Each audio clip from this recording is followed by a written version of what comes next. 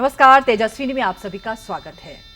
आज कोई भी ऐसा क्षेत्र नहीं है जहां महिलाओं ने अपने झंडे न गाड़े हों, जहां महिलाओं ने ऊंचाइयों को हासिल न किया हो। हमारे देश में कुछ क्षेत्र ऐसे भी रहे जहां पुरुषों का वर्चस्व रहा, लेकिन आज महिलाओं ने पुरुषों के उस वर्चस्व को भी तोड़ा है। शास्त्रीय वाद्य यंत्र वादकों का भी एक ऐसा ही वर्ग रहा है जहां पर हमने देखा है कि अक्सर पुरुषों का ही एकाधिकार रहा है, लेकिन इस वर्चस्व को भी महिलाओं ने तोड़ा है।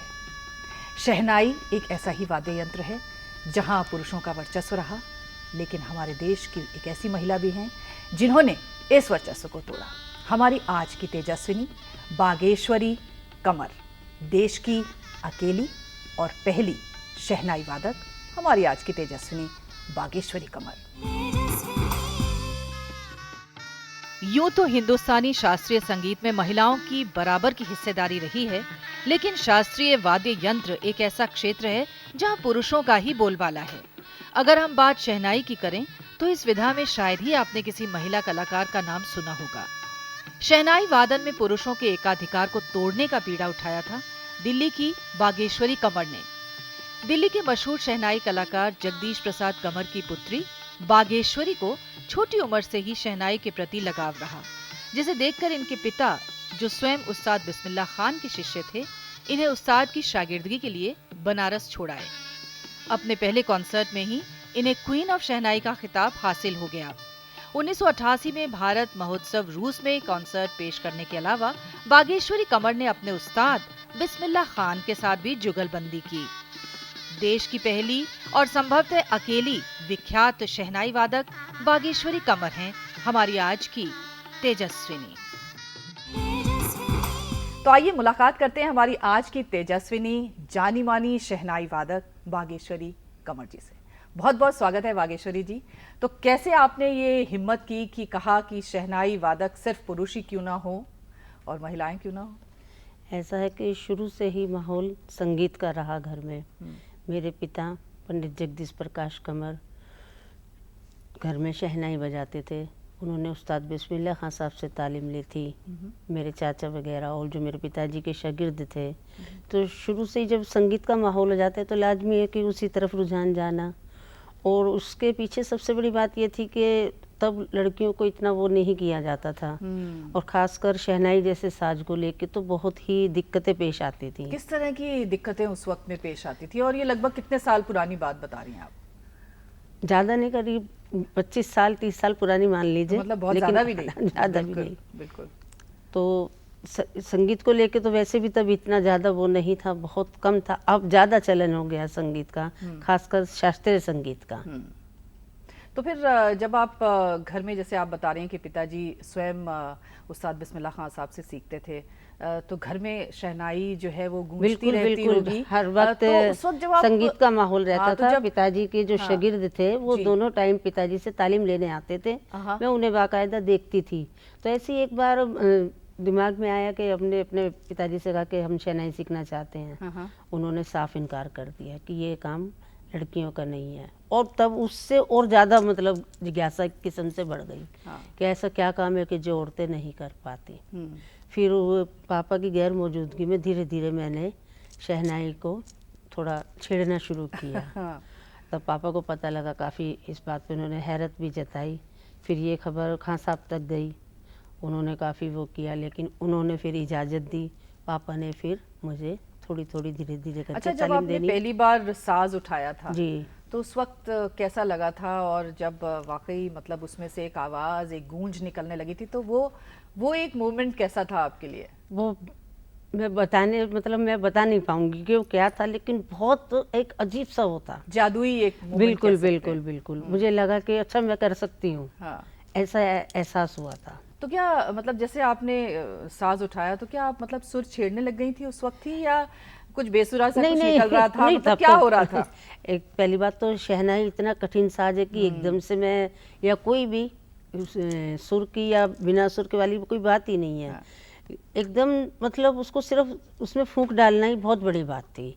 हारमोनियम घर में, तबला घर में, तो मतलब हारमोनियम तो अक्सर हम छेड़ते रहते थे, लेकिन शहनाई पहली बार उसको बजाया था तो बड़ा हैरत सी हो रही थी। जी, तो फिर पिताजी ने क्या कहा कि मतलब अब आप धीरे धीरे पिताजी ने तो शागिर्दी करो किसी की, तभी ये सब चीजें सीखी जाती नहीं हैं? ऐसा नहीं है एकदम से पापा ने ऐसा नहीं कहा। मेरे सामने काफी दिक्कतें भी पेश आई, ऐसा नहीं है। क्या क्या हुआ था, किस तरह, क्या दिक्कतें सामने सबसे आ रही पहली बात तो पिताजी ने ही मना कर दिया कि आप नहीं बजा सकते। मम्मी की किसी तरह मम्मी को राजी किया इस काम के लिए।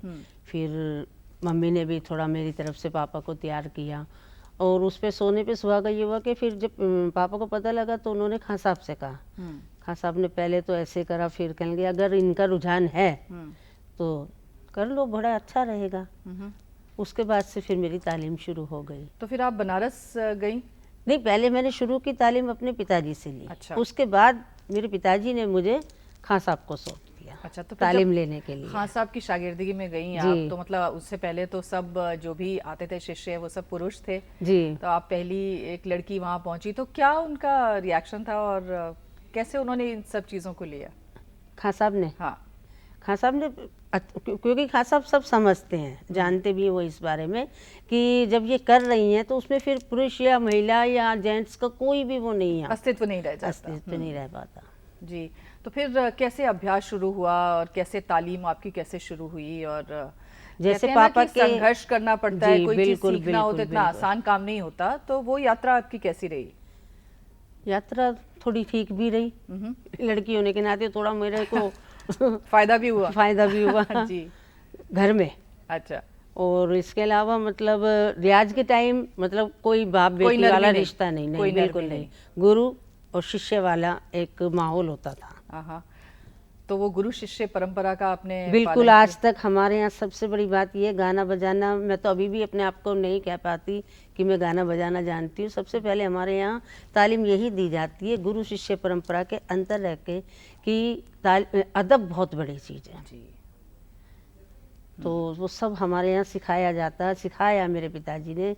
और जितने भी शागिर्द हैं पापा के वो आज भी इस बात को, परंपरा को चलाए ला रहे हैं। जी, तो जब आप सीख रही थी उस वक्त, जैसे आप कह रहे हैं कि नरमी कोई नहीं बरती जाती थी जी। तो कोई किस्सा बताइए ना ऐसा जिसमें कुछ थोड़ी सी डांट भी पड़ी और थोड़ी सी सख्ती भी हुई हो। वो तो ये समझ लीजिए कि रोज का था। अच्छा, कोई दिन ही अच्छा होता होगा जिस दिन डांट ना पड़ती हो। अच्छा, क्या कहते थे खान साहब?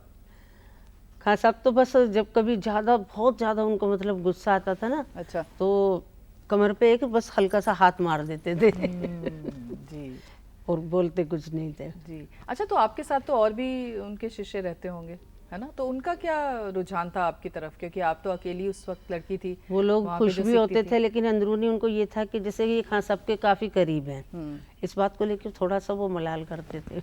अच्छा, तो खान साहब का स्पेशल अफेक्शन भी आपको मिलता था? जी बिल्कुल बिल्कुल। बोलने में शागिर्द आते हैं, लेकिन वो मुझे अपनी बेटी से भी ज़्यादा उनका मुझे प्यार मिला, आशीर्वाद मिला। तो कितने समय तक लगभग आप वहाँ पर थी और सीख रही थी? ज़्यादातर मेरा समय बनारस में ही गुजरा है। अच्छा, तो मतलब लगभग ये तालीम लेने का सिलसिला कब तक चलता रहा? मतलब ये लास्ट टाइम तक खान साहब के साथ ही थे।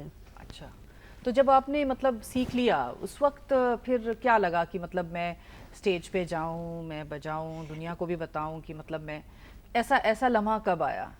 नहीं नहीं, ये सब सीख लिया मैं नहीं कहूँगी, ये मेरे जितना पिताजी भी का, सीख लिया। जी जी जी, हाँ। ये सब पिताजी की देन है। पिताजी ने शुरू में ही मेरे को खान साहब के पास भेजने से पहले ही मेरे प्रोग्राम वगैरह जो थे पापा ने मुझे शुरू करवा दिए थे। अच्छा, तो फिर पहला कॉन्सर्ट कहाँ पे मौका मिला और कैसे मिला? वो दिल्ली में हुआ था, कमानी ऑडिटोरियम में। भैरव से सोनी नाम से एक प्रोग्राम हुआ था। अच्छा, वो भी सिर्फ महिलाओं का ही था। उसमें सबसे पहले मुझे मौका दिया था डॉक्टर शन्नो खुराना ने। तो जब आपने बजाया उस वक्त ऑडियंस के सामने तो कैसा लगा था? क्या ये लग रहा था कि मैं पहली बार ऐसा कर रही हूँ, या इतना अभ्यास था कि मतलब वो एक कॉन्फिडेंस आ गया था? मतलब बजाने के लिए एक वो भी था, लेकिन डर भी लग रहा था थोड़ा बहुत कि फर्स्ट टाइम मैं स्टेज पे जा रही हूँ। लेकिन मेरे साथ मेरे पापा थे, उन्होंने कहा आप जितना आपको अभी तक आपने सीखा, आप अपना एक ध्यान से गुरु का नाम लेके आप उसको करो। तो बहुत लोगों ने उस बात पर बड़ी हैरत जताई थी कि फर्स्ट टाइम हमने किसी महिला को शहनाई बजाते हुए देखा, तो बहुत अच्छा लगा था। क्या बोल रहे थे लोग उस वक्त, मतलब क्या रिएक्शंस आपको सुनने को मिल रहे थे? अब तो मुझे इतना ध्यान नहीं है, लेकिन बहुत खुश हो रहे थे, कह रहे थे चल मतलब क्या बताऊं मैं, मुझे बताना नहीं आ रहा। बताना नहीं आता, हाउ स्वीट। अच्छा बागेश्वरी जी, जब आप कह रही हैं कि जैसे मतलब यहाँ पर शहनाई तो अक्सर पुरुष ही बजाते हैं और आप कह रही हैं कि अभी भी महिलाएं इसमें है नहीं, जी। और ख़ास तौर से जो मकाम आपने हासिल किया है उस पर आप अभी तक अकेली ही डटी हुई हैं, तो क्या रिएक्शंस ख़ास तौर से जो और शहनाई वादक थे उनके क्या रिएक्शंस मिलते थे, और मतलब वो किस तरह से देख रहे थे आपके इस शहनाई वादन को? उनको मतलब ये रहता था कि जैसे ये महिला होके और शहनाई बजा रही है, कभी हल्के में लेते थे, कभी अपने आप को मतलब वो समझते थे कि अब तो लड़कियां भी शहनाई बजाने लगी। दोनों बातों को मैंने सामने सामने देखा, सुना भी है। और एक किस्सा मैं बड़ा अच्छा सुनाती हूँ। चंडीगढ़ में मैंने प्रोग्राम था, तो मैं काफ़ी दुबली पतली थी। अच्छा। तो जो वहाँ के प्रोग्राम किया, वहाँ के प्रोफेसर आकर प्रोग्राम के बाद मेरी उंगलियाँ देख के कहने लगे, आप तो बहुत कमज़ोर थी, आप इतनी शहनाई कैसे बजा रही थी? मैंने कहा ऐसा नहीं है, शहनाई बजाने के लिए सेहत ही होना ज़रूरी है, क्योंकि स्टेप ना यहाँ से होता है, सीने से सब काम होता है, जो भी उसमें बजाया जाता है। हाँ। तो उन लोगों ने बड़ी हैरत की, बड़ा अजीब सा लगा। वो लोग सोच रहे थे पता नहीं कोई बहुत मोटी ताजी बागेश्वरी को। तो ये सब होता रहता है। अच्छा, फिर आप चंडीगढ़ में जहाँ पर आपको क्वीन ऑफ शहनाई की उपाधि मिली और मतलब लोगों ने मान लिया कि मतलब कोई आया है इस फील्ड में, वो लम्हा कैसा था, वो मोमेंट कैसा था आपके लिए? बहुत अच्छा था, बहुत मतलब ये सब कुछ जो भी है मैं अपने पिताजी की बदौलत हूँ। आज जो आपसे बात कर रही हूँ ये भी मैं अपने पिताजी, जो मेरे पिता भी हैं, मेरे गुरु भी हैं, उनकी बदौलत हूँ। जी, तो एक छोटा सा ब्रेक ले लेते हैं बागेश्वरी जी, एक छोटा सा ब्रेक ले लेते हैं। आज हमारे साथ देश की अकेली और पहली शहनाई वादक मौजूद हैं, बागेश्वरी कंवर जिनका नाम है, जिनसे हम आज तेजस्विनी में बात कर रहे हैं। बने रहिएगा, देखते रहिए हमारा एक कार्यक्रम तेजस्विनी।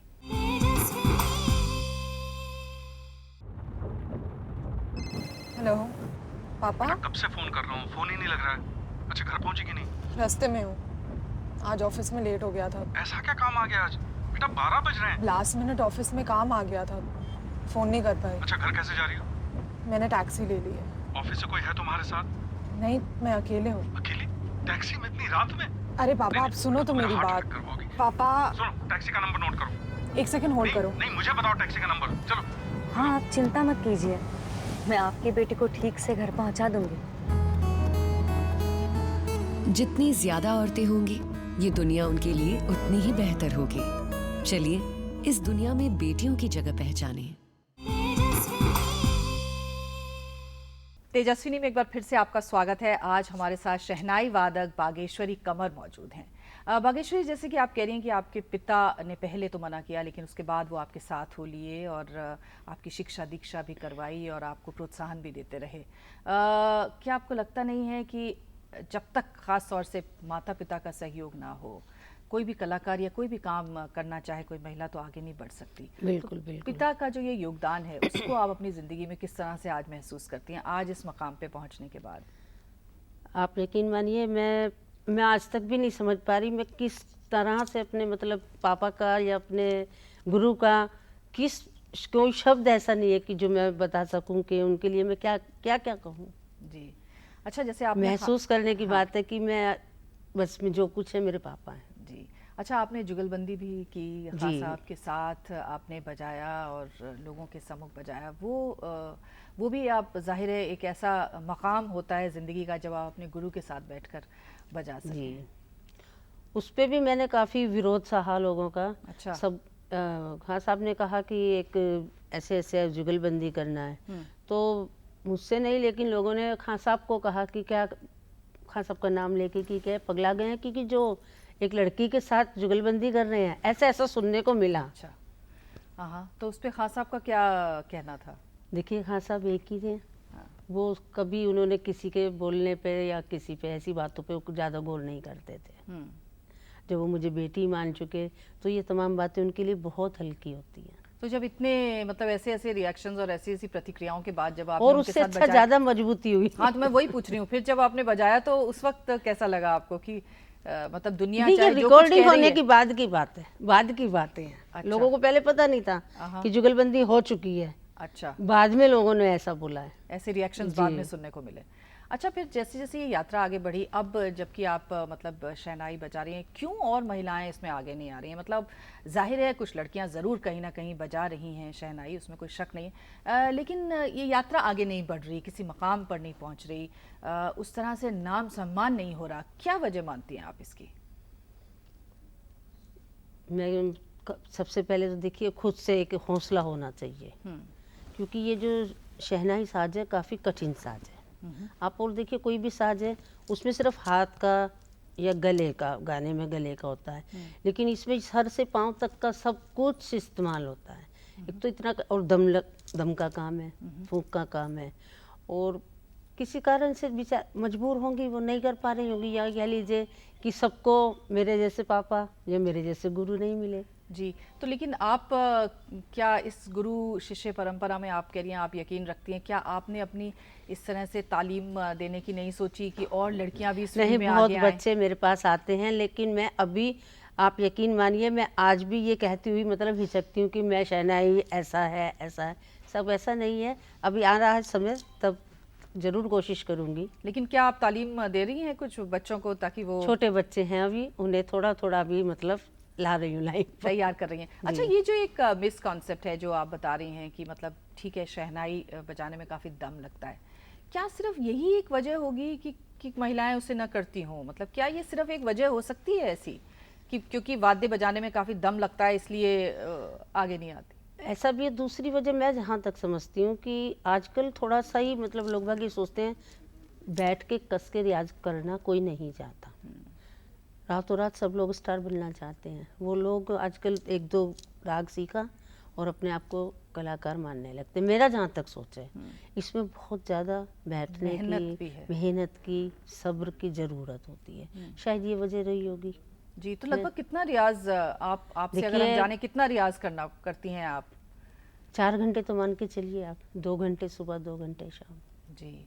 अच्छा, तो जब आप रियाज़ करती हैं और परिवार में आप शादीशुदा भी हैं, क्या आपके मतलब पति, बच्चे और परिवार इस चीज़ को कैसे देखता है, और ख़ास तौर से इस साधना को कैसे व्यू करता है वो? मैं इस बारे में बड़ी खुशनसीब हूँ कि मुझे ऐसे माँ बाप मिले, ऐसे गुरु मिले, और उसके साथ साथ मुझे पति ऐसे मिले जो कि मेरे हर पल मेरे को सहयोग देते हैं। और उससे भी सबसे ऊंची बात ये कि मेरे बच्चे मेरे को बहुत ज़्यादा एक तरह से मतलब शक्ति देते हैं इस काम में। अच्छा, लेकिन क्या वजह है बागेश्वरी जी कि आप उस तरह से लाइमलाइट में नहीं हैं, मतलब उस तरह से आप नहीं जानी जा रही हैं, क्या वजह है? क्या ये एक किस्म का कलाकार का कुछ एक झिझक है, या क्या है? इसको हम समझना चाहेंगे। ये एक मुश्किल सवाल है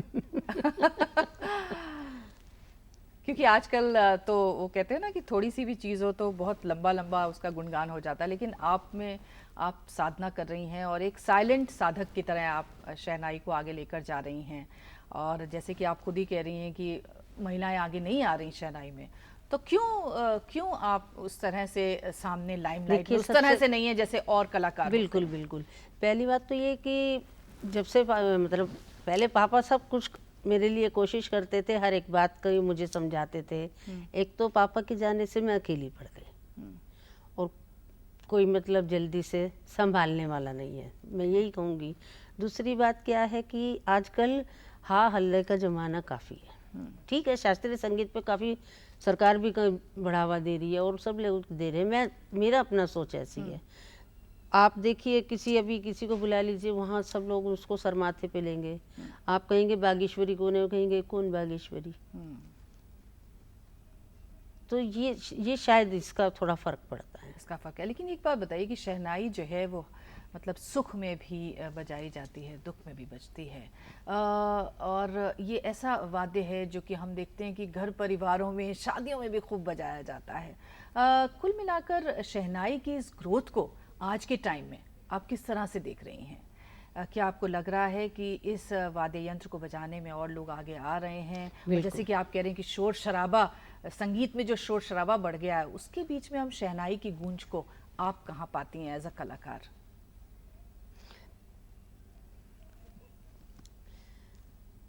देखिए, मैं कोशिश कर रही हूँ और बहुत लोग भी इसमें अपना मतलब चला रहे हैं। देखते हैं आगे क्या होता है, कोशिश जरूर करेंगे कि ये बचा रहे, हम्म, ये अपनी जगह कायम रहे। शहनाई खां साहब के नाम से जानी जाती है, तो खां साहब तो खैर बहुत बड़ी बात है, लेकिन जहाँ तक भी है शहनाई को जिंदा रखना चाहिए। जी।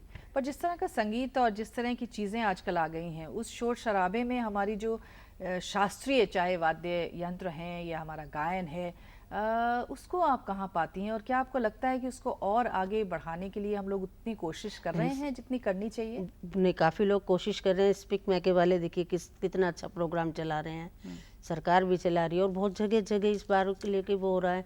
और मैं देखती हूँ आजकल के बच्चों में इस किस्म का रुझान है भी, लेकिन सिर्फ कहाँ तक है, 2-4 महीने कोई काम किया और अपने बस बैठ अपने आप को आर्टिस्ट मानने लग गए। जी। तो अब चलते चलते, जैसे कि हम आखिर में अपनी तेजस्विनियों से सवाल किया करते हैं कि इतना आपने हासिल किया है, लेकिन अभी आगे, वो कहते हैं ना कि जहाँ तो अभी आगे और भी है, सितारों से आगे कहाँ जाना चाहती हैं और क्या हासिल करना चाहती हैं ज़िंदगी में? बस इतना ही है कि मैं अपने माँ बाप का, अपने गुरु का बहुत अच्छे से नाम रोशन करूं, और उन जैसा तो खैर मुश्किल है, लेकिन उनके आसपास हो जाऊं, बस। हमारी इतनी शुभकामनाएं आपके साथ हैं बागेश्वरी जी। आप जो चाहें आप वाकई वहां तक पहुंचे। बहुत बहुत धन्यवाद हमसे बात करने के लिए। शुक्रिया आपका, धन्यवाद। तो ये थी हमारी आज की तेजस्विनी बागेश्वरी कंवर। अगले हफ्ते एक नई तेजस्विनी के साथ आपकी मुलाकात कराएंगे। तब तक के लिए इजाजत दीजिए। नमस्कार।